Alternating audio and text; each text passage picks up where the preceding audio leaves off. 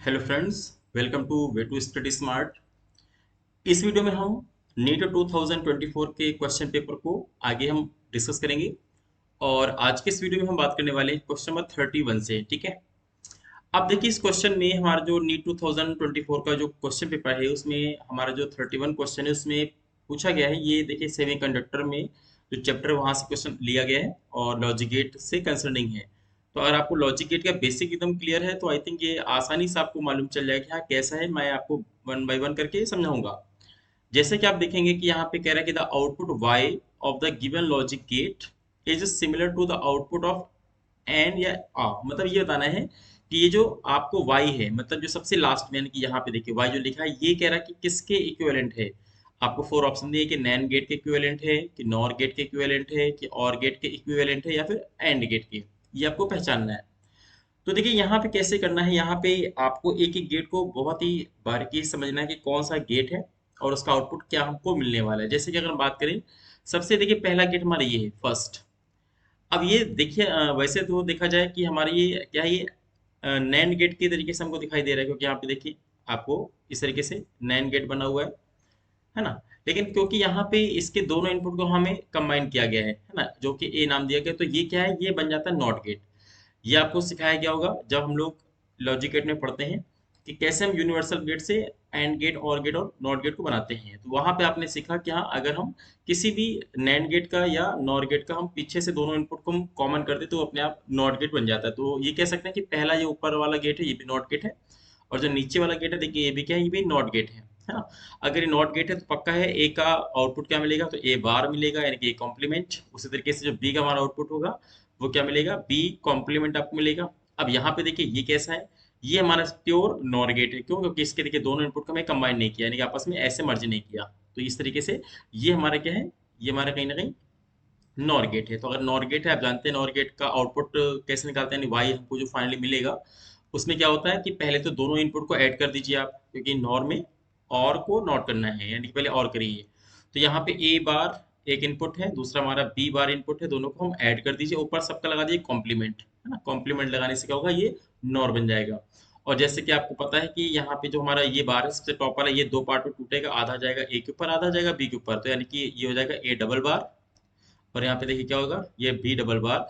और जो ये डॉट है ये क्या होगा, सॉरी ये जो प्लस है ये किस में कन्वर्ट हो जाएगा, डॉट में। ये किसकी थ्योरम है, डिमॉर्गन थ्योरम है। अगर आपको डिमॉर्गन थ्योरम थोड़ा सा पता है तो आपको इजिली आई थिंक क्लियर हो जाएगा कि ए प्लस बी का बार हमारा किस में ब्रेक होता है, ए बार डॉट बी बार, ऐसे मान लीजिए, है ना।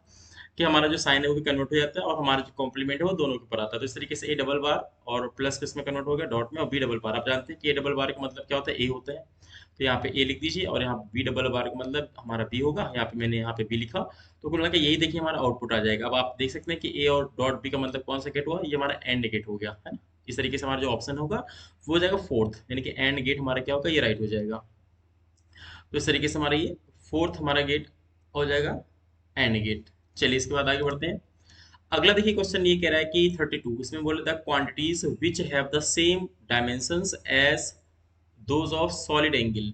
ठीक है, अब यहाँ पे थोड़ा ध्यान दीजिए कि सॉलिड एंगल का कह रहा है कि क्वेश्चन क्या पूछ रहा है, कह रहा है कि बताइए इनमें से जो भी आपको ऑप्शन दिए हैं कौन सा ऐसा ऑप्शन है जिसका डायमेंशन वही होगा जो कि सॉलिड एंगल का होता है। अब सबसे पहले आपको सोचिए सॉलिड एंगल का डायमेंशन एक्चुअल में होता क्या है ना। अब आपको बताया जाए कि अगर मैं बात करूं एंगल, है ना, अगर आपसे कहा जाए एंगल या फिर सॉलिड एंगल, ये दोनों ऐसी क्वांटिटी है जिनका कोई भी डायमेंशन नहीं होता। हाँ यूनिट होती है, एंगल का होता है रेडियन, और सॉलिड एंगल का क्या होता है, स्टेरेडियन। बट अगर बात करें डायमेंशन की तो कोई भी इसकी डायमेंशन नहीं होती, यानी कि ये होते हैं डायमेंशन लेस, नो डायमेंशन, नहीं एंगल का और ना ही सॉलिड एंगल का, यानी कि इनकी जो डायमेंशन होती है वो बिल्कुल नहीं होती है। तो अब आप ऐसे ऑप्शन ढूंढिए जहाँ पे डायमेंशन कोई नहीं हो। जैसे पहला देखिए ऑप्शन क्या है, पहले ऑप्शन में स्ट्रेन कह रहा है और एंगल कह रहा है। तो सिंपल सी बात है, मैंने भी आपको बताया एंगल का कोई डायमेंशन नहीं होता, यानी कि एंगल तो सही है। और देखिए स्ट्रेन का भी देखिए कोई डायमेंशन नहीं होता, बिकॉज स्ट्रेन का मतलब क्या होता है, change in dimension upon original dimension. अगर हम लेंथ की बात करें तो change in length upon original length, तो लेंथ से लेंथ का कहीं ना कहीं हमारा डायमेंशन कैंसिल हो जाता है। तो देखा जाए कि हमारे जो ऑप्शन है ये पहले ही हमारा राइट हो जाएगा। फिर भी एक बार आगे देख लेते हैं कि आगे तो किसी का नहीं होता। तो यहाँ पे देखेंगे, देखिए अगला ऑप्शन में कह रहा है कि स्ट्रेस एंड एंगल, बिल्कुल एंगल का तो नहीं होगा बट स्ट्रेस का देखिए होता है, क्योंकि स्ट्रेस आप जानते हैं फोर्स अपॉन एरिया होता है, इसलिए स्ट्रेस का हमारा होता है।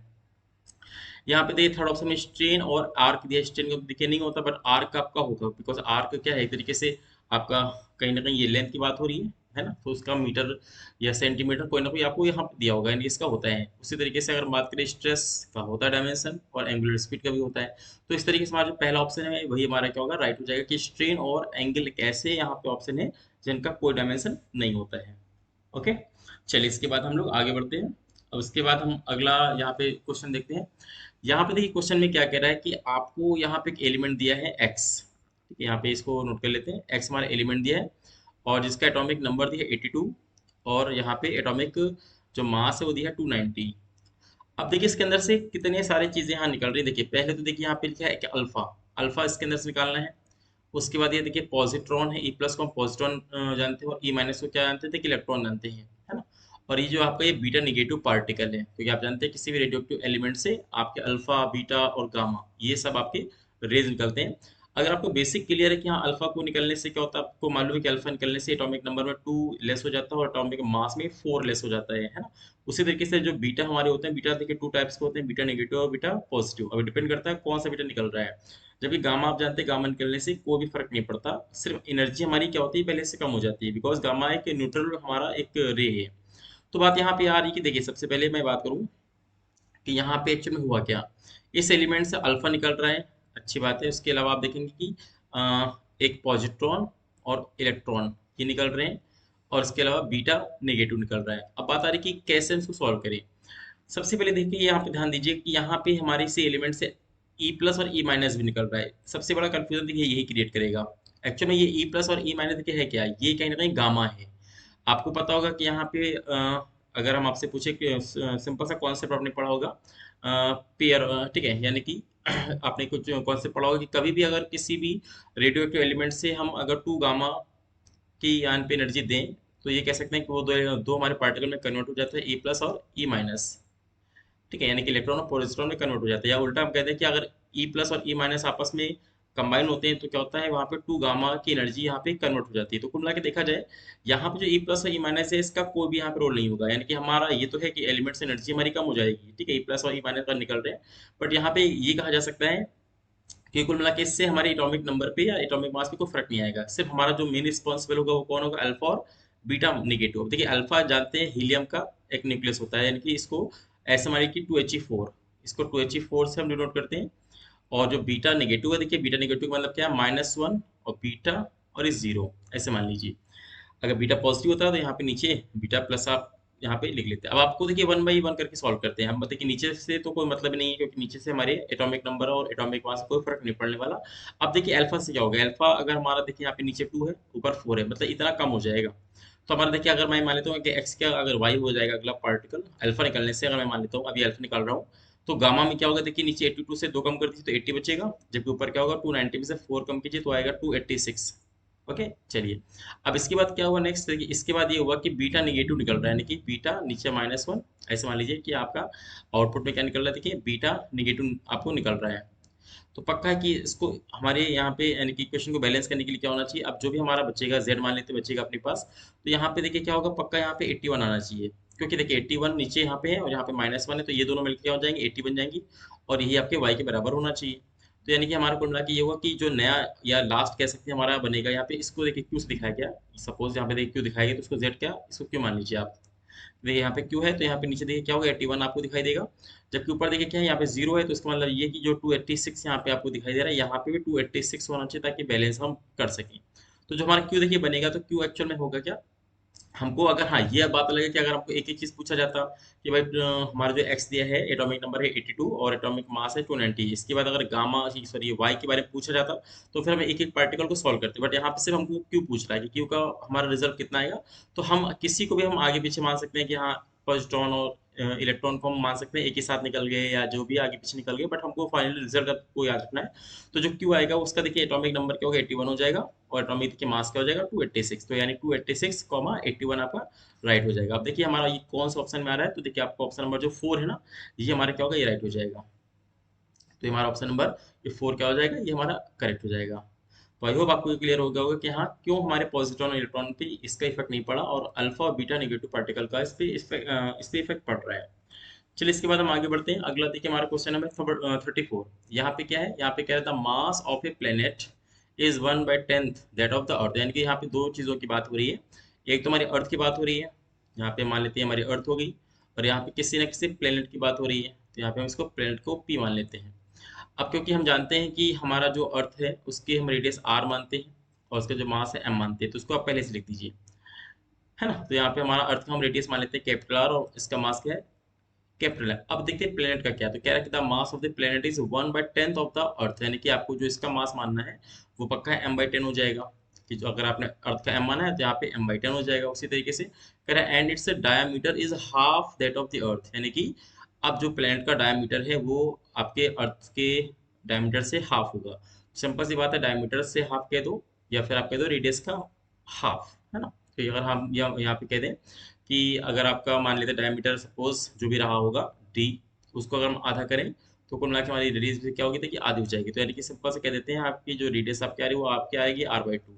बस इतना है। तो आपसे कह रहा है बताइए या एक्सेलरेशन ड्यू टू ग्रेविटी कितना होगा प्लेनेट की। तो सिंपल से आप जानते हैं कि जो ग्रेविटी का फॉर्मूला होता है जी, वो होता है अर्थ के रिस्पेक्ट में Gm/r²।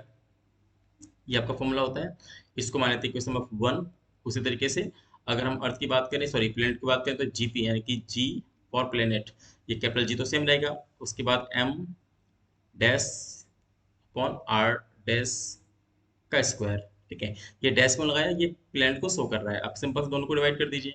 अगर हम डिवाइड कर दें तो यहाँ पे आपको पता है कि यहाँ पे जी अपॉन जी पी आ जाएगा, और यहाँ पे देखेंगे कि G M by r square, और यहाँ पे लिखेंगे तो G M dash by r dash का स्क्वायर।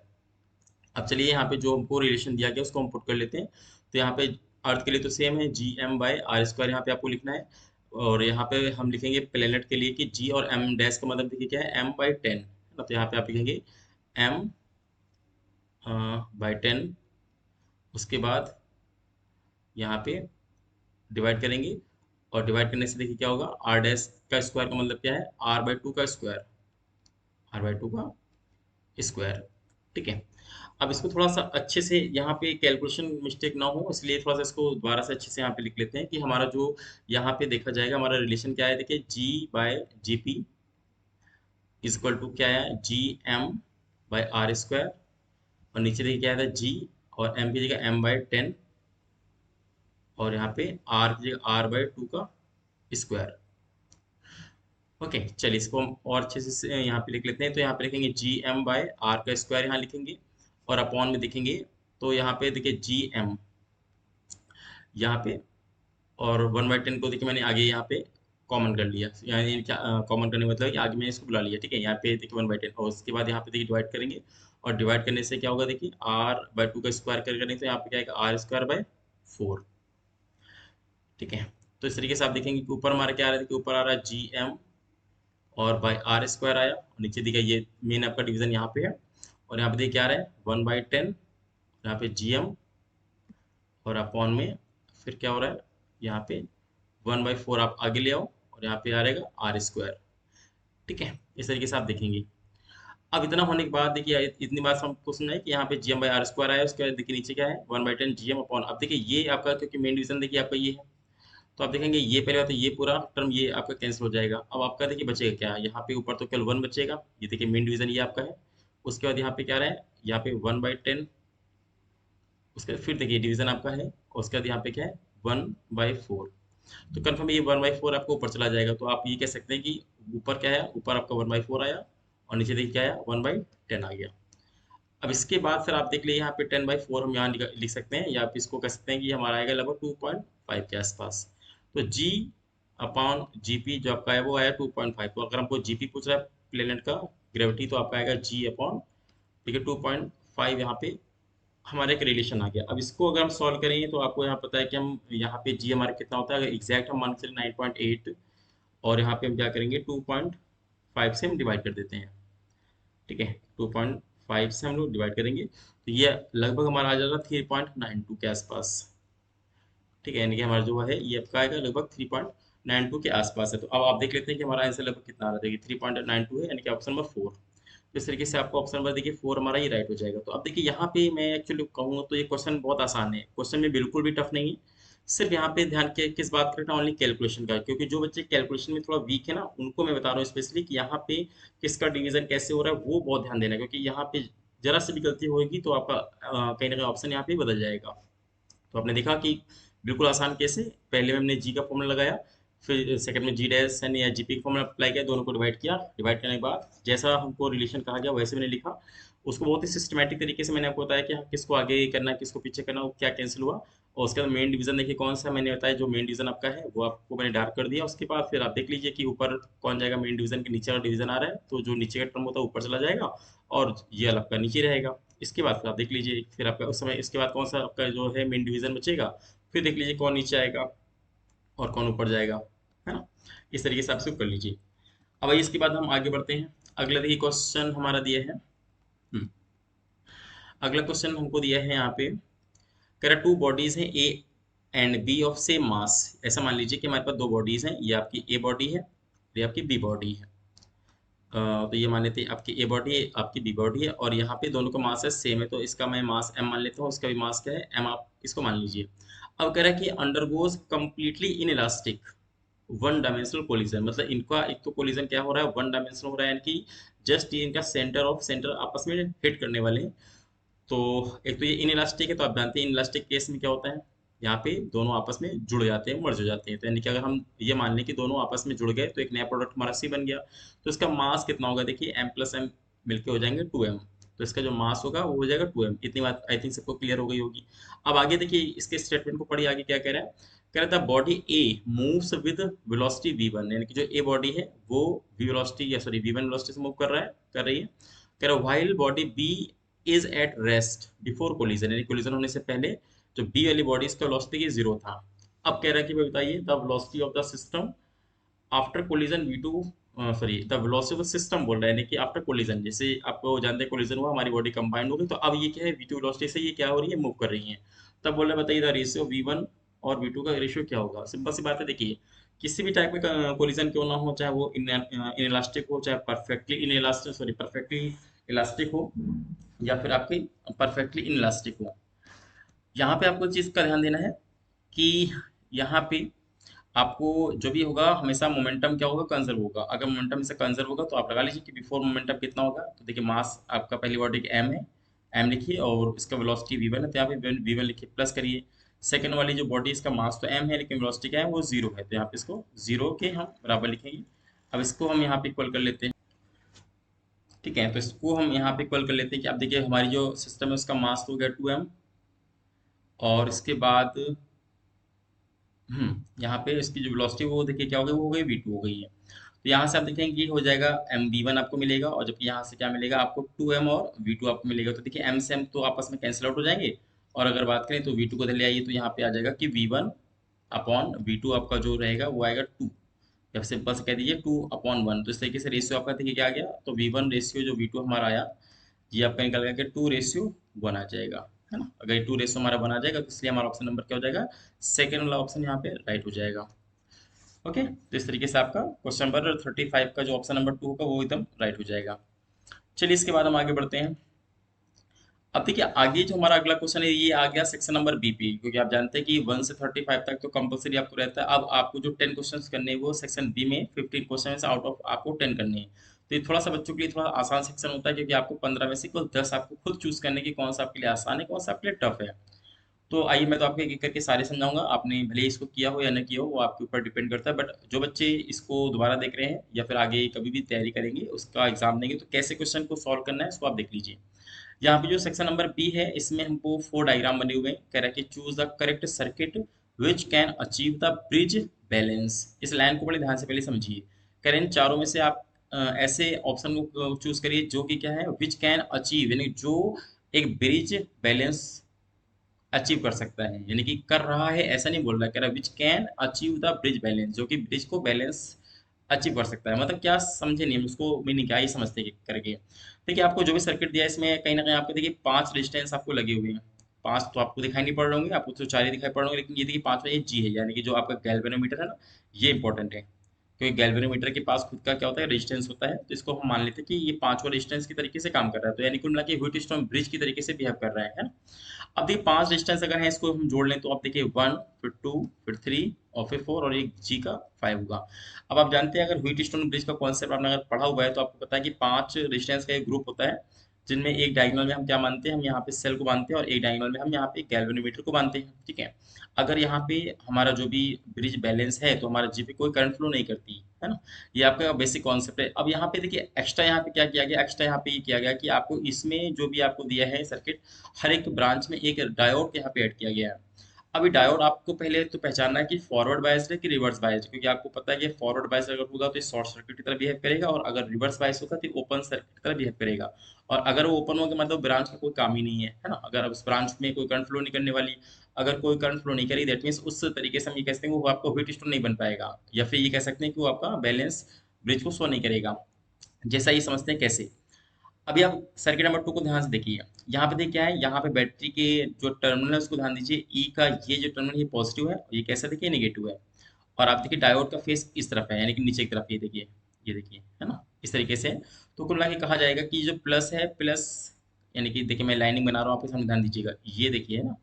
तो यानी कि कहीं ना कहीं पी हमारा नेगेटिव से कनेक्ट है, और जो हमारा माइनस वाला की तरह चाहिए, अगर स्विच को मैं बंद कर देता हूँ तो यहाँ पे देखिए प्लस से कनेक्टेड है, सॉरी ये आपका माइनस से कनेक्टेड है ना।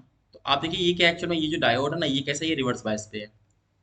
अगर ये रिवर्स बायस पे तो पक्का ये तो ओपन हो जाएगा। अगर ओपन हो जाएगा, अगर मैं आइडियल मानूं तो, अगर ओपन हो जाएगा तो इसका मतलब ये हुआ कि इस ब्रांच से कोई करंट हमारी फ्लो नहीं करने वाली है। अगर कोई करंट फ्लो नहीं करने वाली है तो इसका कोई भी यहाँ पे काम ही नहीं है ना। तो हमारा कहीं ना कहीं सर्किट क्या हो जाएगा, ये हमारा सर्किट से हट जाएगा, तो ये बैलेंस सर्किट की तरह बिहेव ही नहीं करेगा, क्योंकि पक्का है। फिर तुम्हारी करंट क्या होगी, यहाँ से दोनों रास्ते से जाएगी, है ना।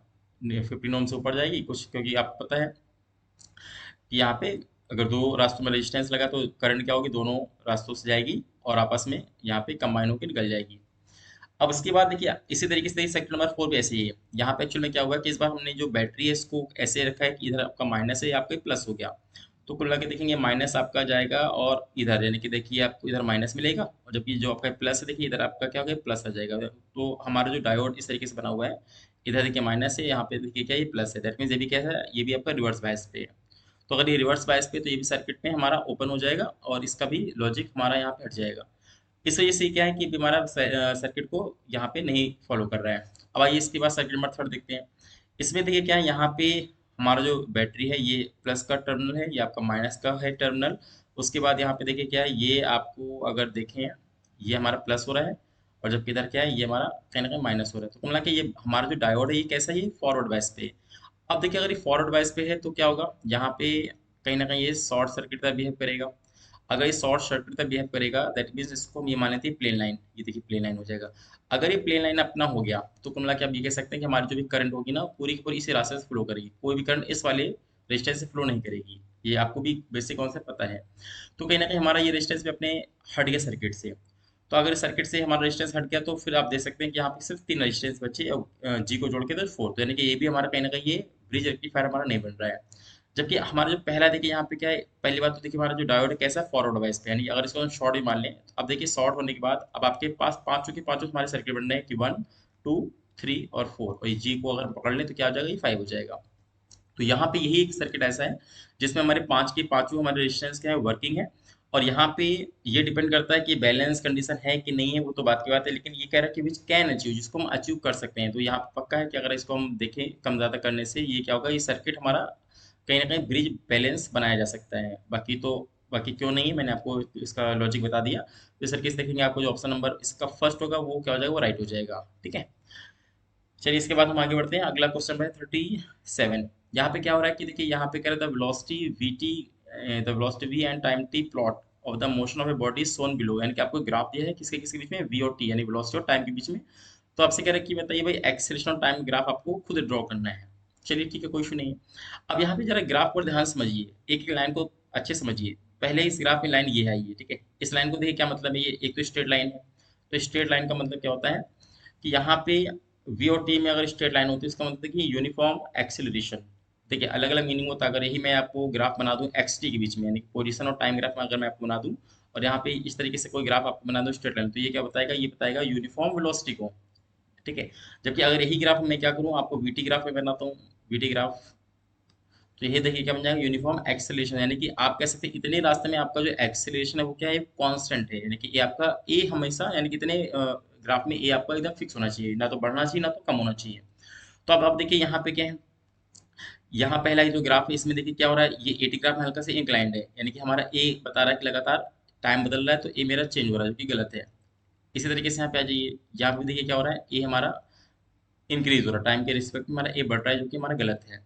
यहाँ पे ये देखिए क्या है, यहाँ पे एक तो ये ध्यान देना है कि हमारा जो ए है, सॉरी यहाँ पे देखिए बी हमारा बढ़ रहा है, ए हमारा कांस्टेंट तो है लेकिन कैसा, वो पॉजिटिव कांस्टेंट, यानी कि ए की वैल्यू कैसे आ रही है, पॉजिटिव आनी चाहिए, क्योंकि आप देखिए यहाँ पे इस ग्राफ में लगातार वेलोसिटी मेरी देखिए इंक्रीज हो रही है, अगर वेलोसिटी हमारी इंक्रीज होती है तो ए कैसा था, पक्का ए पॉजिटिव आता है, तो यहाँ पे क्या देखिए ए हमारा नेगेटिव दिया हुआ है, फोर्थ वाले ऑप्शन में अगर हम देखें तो ए हमारा यहाँ पे देखिए नेगेटिव दिया है, जो कि गलत है।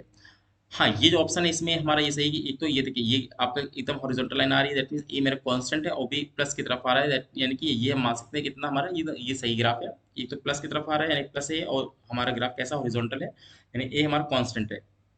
अब आ गया जी इसके देखिए अगला ग्राफ है, ये देखिए बीटी ग्राफ है, ये हमारा हॉरिजॉन्टल है।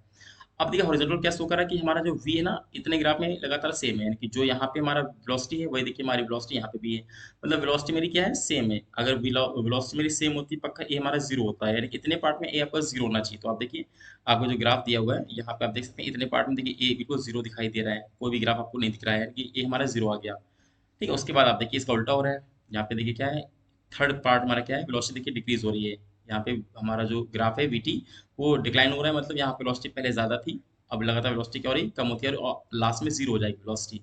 अगर ऐसा है तो आपको भी बोलना है कि भाई हमारा जो एक्सेलरेशन है वो भी कैसा होगा, एक तो क्योंकि हमारा ये स्ट्रेट लाइन है तो हमारा ए तो कांस्टेंट होगा, बट क्या है कि वेलोसिटी मेरी कम होती जा रही है, अगर वेलोसिटी मेरी कम होती जा रही है तो पक्का ए कैसा आएगा, हमारा निगेटिव आएगा। इस वजह से क्या होगा, हमारे यहाँ पे जो ए की वैल्यू आएगी वो ग्राफ आपका कैसा है, देखिए निगेटिव आएगा, यानी कि एक तो हॉरिजॉन्टल लाइन है, ए हमारा कांस्टेंट है, और ये नीचे साइड में मतलब क्या है, ए हमारा निगेटिव आ रहा है। तो जो हमारा एकदम एक ही ग्राफ हमारा जो राइट है वो कौन सा, वो ग्राफ नंबर थर्ड, यानी कि तीसरा हमारा ग्राफ क्या हो जाएगा, ये हमारा एकदम राइट हो जाएगा। ठीक है, चलिए इसके बाद आगे बढ़ते हैं। अगला हमारा जो क्वेश्चन है वो है 38, इसमें कह रहा है ए स्मॉल टेलीस्कोप, यानी कि हमारा जो क्वेश्चन आया है वो टेलीस्कोप से आया हुआ है। A small telescope has an objective और फोकल लेंथ 140 सेंटीमीटर, यानी कि ऑब्जेक्टिव लेंस की आपको फोकल लेंथ दिया है, यानी कि एफओ आपको दिया है 140 सेंटीमीटर। उसके बाद कह रहे हैं and eye piece of focal length 5 centimetre, यानी कि एफ ई आपको दिया है 5 सेंटीमीटर। अब कह रहा था magnifying power of telescope for viewing a distant object, यानी कि आपको टेलीस्कोप की मैग्नीफाइंग पावर देखिए पूछा गया है। तो आपको यहाँ पे मैग्नीफाइंग पावर आप जानते हैं कि एम बराबर होता है माइनस का एफ अपॉन एफ होता है, लेकिन आपको अगर मैग्नीट्यूड पूछा जा रहा है कितने टाइम वो बड़ा करा या छोटा करा, तो आप इसको पॉजिटिव लेके चलते हैं, एफ अपॉन एफ। अब देखिए एफ आपको कितना दिया है, वो 140 सेंटीमीटर दिया हुआ है, और एफ आपको देखिए कितना है, वो आपको 5 सेंटीमीटर दिया है, तो सेंटीमीटर सेंटीमीटर कैंसिल हो जाएगा, 5 से 140 देखिए कितने बन जाएगा, तो 5 का डबल होता है 10, टू टाइम्स गया और 40 यानी कि 8 28 से आपको आ जाएगा, वही यूनिट लेस है ना, यानी हमारा जो एम आएगा वो देखिए कितना है, वो आएगा 28। सीधे सीधे से आपको एफ ओ अपॉन एफ यहाँ पे कर देना तो आपका आंसर आ जाएगा, तो हमारा जो ऑप्शन नंबर यहाँ पे 2 हो जाएगा, वो देखिए क्या हो जाएगा, वो एकदम करेक्ट हो जाएगा, है ना। आपका ऑप्शन नंबर जो टी हो जाएगा, सॉरी 2 हो जाएगा, वो एकदम राइट हो जाएगा। इसके बाद ये अगला हमारा क्वेश्चन क्या है, अगला क्वेश्चन थोड़ा सा आपको अच्छे से समझना है कि एक्चुअल में है क्या। यहाँ पे क्या था, minimum energy required to launch a satellite of mass small m from the surface of the earth of mass capital M and radius capital R in a circular orbit at an altitude of 2 R from the surface of the earth is. अब देखिए इस question को solve कैसे करना है। इसमें देखिए मान लीजिए जैसे हमने सबसे पहले अर्थ का डायग्राम बनाया है ना, यहाँ पे मान लेते हैं कि हमने अर्थ का डायग्राम ये बनाया। ये देखिए अगर हमारी अर्थ का डायग्राम है तो आप जानते हैं कि ये सेंटर होगा अर्थ का, और यहाँ से अगर मैं सरफेस तक आता हूँ, देखिए ये क्या है, ये आपकी रेडियस है आर, और अर्थ का हमको मास एम दिया हुआ है। यहाँ पे क्या है, कोई देखिए ऑब्जेक्ट रखा है यानी सेटेलाइट रखी है, इसका मास है स्मॉल एम।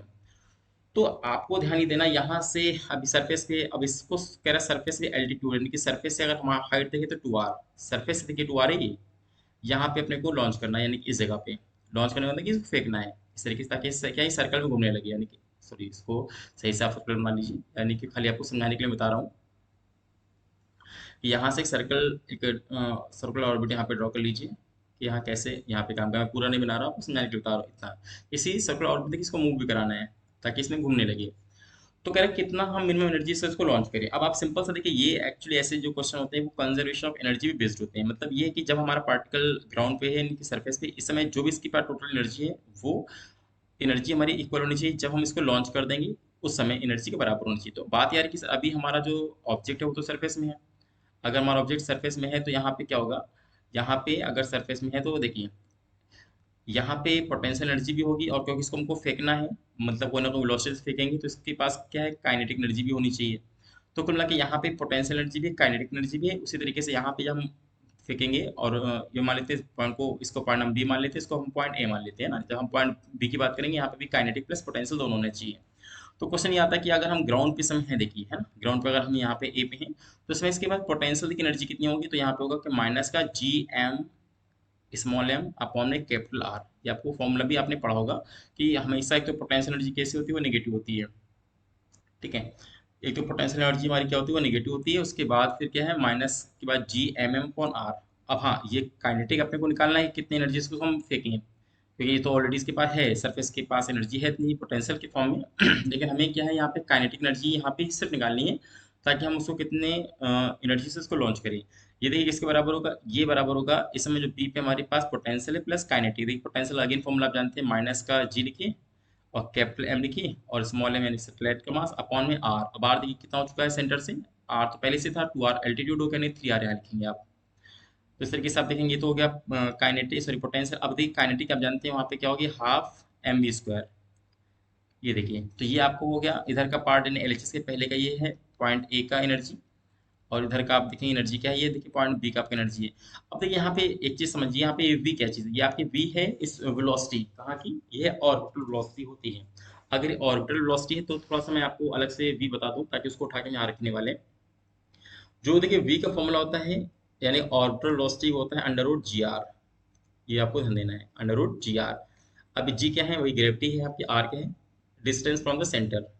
ये आपको याद रखना है। अब अगर यहाँ पे हम बात करें कि अगर हमको यहाँ तो स्क्वायर निकालना, तो जो वी का स्क्वायर आएगा वो तो देखिए क्या आएगा, वो आएगा जी आर आ जाएगा। तो वही उठा के यहाँ पे रखते हैं हम लोग कि हमारा यहाँ से आएगा पहले तो माइनस का जी एम एम अपॉन में 3r। इसके बाद यहाँ पे लिखेंगे प्लस हाफ, और m यहाँ लिखेंगे, और यहाँ पे स्मॉल g और r। ठीक है, ये r क्या है, ये भी ध्यान दीजिएगा, r आपका ये सेंटर से डिस्टेंस है। ये देखिए जो आपको r है, और यानी कि सेंटर से ऑर्बिट की डिस्टेंस है, ये आपको कैपिटल r देखिए, ये मत सोचना कि सरफेस तक की डिस्टेंस। यहाँ अगर ऐसा है तो आपको इसको स्मॉल r कर लीजिए, कोई इशू नहीं है, स्मॉल r। इसको भी यहाँ पे स्मॉल r कर लीजिए आप, चलेगा। ठीक है, तो फिर मेरे हिसाब से भी इसको हम आर मान के चल रहे हैं कि हाँ आपको पता चल जाए कि ये सेंटर से कितना दूर पे है। अब इसी के बाद इसको देखिए आगे हम इसको और सॉल्व कर लेते हैं। इधर देखिए लेफ्ट में क्या था, माइनस का G capital M small M upon में आपका आर था, प्लस सरफेस की काइनेटिक एनर्जी थी, इक्वल टू में एल्टीट्यूड में क्या हुआ, माइनस का जी एम एम अपॉन में 3r हो गया। अब देखिए यहाँ पे जो आपकी काइनेटिक है वो तो आपकी हो जाएगी हाफ एम यहाँ पे रहेगा, और देखिए वी स्क्वायर की आप क्या लिख रहे हैं, तो वी स्क्वायर की जगह आपको लिखना है जी आर, स्मॉल जी और आर। तो स्मॉल जी यहाँ पे लिखेंगे, और यहाँ पे आर का, यहाँ पे सिर्फ आर यहाँ लिखेंगे। अब क्योंकि आप जानते हैं जो जी है, ये आप इसको रिप्लेस कर दीजिए कैपिटल जी, यानी कि जी का आपको रिलेशन पता होगा, जी बराबर capital G capital M upon R का स्क्वायर होता है। ठीक है, तो यहाँ पे आर का स्क्वायर होगा, तो यहाँ पे आप इसको लिख लीजिए। या तो एक काम करते हैं, यहाँ पे मैं आपको पूरा लिख देता हूँ कि आर देखिए क्या मैंने जैसे आपको बताया ना, ये आर कहाँ की डिस्टेंस है। ये जो डिस्टेंस आपके यानी कि कंफ्यूजन ना होने के लिए मैं आपको बता रहा हूँ कि जो आपकी ये डिस्टेंस है ये क्या होती है, फ्रॉम द सेंटर। तो आपके देखिए सेंटर से कितना डिस्टेंस है, देखिए पूरा देखिए डिस्टेंस हो गया 3r। तो इसको आप सिंपल सा लिखिए 3r, ज़्यादा बेटर रहेगा। तो यहाँ पे आपको ये लिखना है कि जो हमारा जी आर है यहाँ पे लिखिए 3r। अब देखिए यहाँ पे जो स्मॉल जी क्या होता है कि capital G capital M upon R plus small r का होल स्क्वायर, ऐसे लिखिए। तो यहाँ पे अगले स्टेप में जाएगा माइनस का जी एम एम अपॉन में 3r। यहाँ पे देखिए क्या होगा, हाफ एम। अब देखिए स्मॉल जी का मतलब ये हुआ कि देखिए आर तो आपका एल्टीट्यूड है, टू आर, यानी कुल मिला के ऐसे कह सकते हैं कि यहाँ लिखिए जी एम अपॉन यहाँ पे 3r का स्क्वायर, फ्रंट में क्या है देखिए 3r है। तो एक 3r से इसका स्क्वायर यहाँ पे कैंसिल हो जाएगा, तो यहाँ पे क्या बचेगा देखिए माइनस का जी एम एम अपॉन में 3r, प्लस में देखिए हाफ आएगा आपका 1/2, ऊपर क्या आएगा जी एम एम अपॉन में 3r। तो 3r को यहाँ पे 2 से मल्टीप्लाई, सीधे मैं यहाँ लिख देता हूँ 6r। ठीक है, इस तरीके से। और इधर क्या है देखिए, इधर आपका है माइनस का जी एम एम अपॉन में आर और प्लस के। तो अपने को के ही निकालना है कि के कितनी एनर्जी से हम इसको लॉन्च करें। तो के बराबर क्या है, देखिए माइनस का जी एम एम अपॉन में 3 आर आपका आया यहाँ पे। उसके बाद प्लस में आपका आया जी एम एम अपॉन में 6 आर आपको मिला। और यहाँ पे इसको इधर लेके आएंगे प्लस का हो जाएगा, प्लस का हो जाएगा। तो यहाँ पे लिखेंगे क्या, ये प्लस का जी एम एम और अपॉन में आर। अब देखिए इसका एलसीएम क्या होगा, इसका एलसीएम हो जाएगा 6 आर। अगर आप इसका एलसीएम 6 आर लेंगे तो यहाँ पे देखिए क्या आएगा, माइनस का 2 जी एम एम और यहाँ पे सिर्फ क्या आएगा, जी एम एम। और देखिए यहाँ पे क्या आएगा, यहाँ पे आपका आएगा 6 G M m, 6 G M m. आप देख लीजिए हमारी तरफ तो के बचे, तो के देखिए फाइनल क्या आएगा, ऊपर देखिए 6 यहाँ पे जी एम एम ये हुआ और 6 जी एम एम ये हुआ। तो कितना हुआ, 6 7 हो गया, 7 में से आप 2 को कम कर दीजिए तो ये कितना है 5 आया। तो कुल मिला के यहाँ पे आएगा 5 जी एम एम और अपॉन में 6 आर। तो इस तरीके से इतनी आपकी जो काइनेटिक एनर्जी है वो होनी चाहिए ताकि इसको हम लॉन्च करके हम यहाँ पे उस ऑर्बिट तक पहुंचा सके। तो आपका आंसर आएगा 5 G M m upon 6 R. अब देख लिया हमारा जो है कौन सा ऑप्शन हमें मैच करेगा, 5 G M m upon 6 R, यानी ऑप्शन नंबर जो पहला है फर्स्ट, ये देखिए आपका क्या हो जाएगा, ये राइट हो जाएगा। ठीक है, तो इस तरीके से आपका क्वेश्चन नंबर ये हुआ 39। अब आइए इसके बाद हम आगे बढ़ते हैं, अगला क्वेश्चन नंबर 40।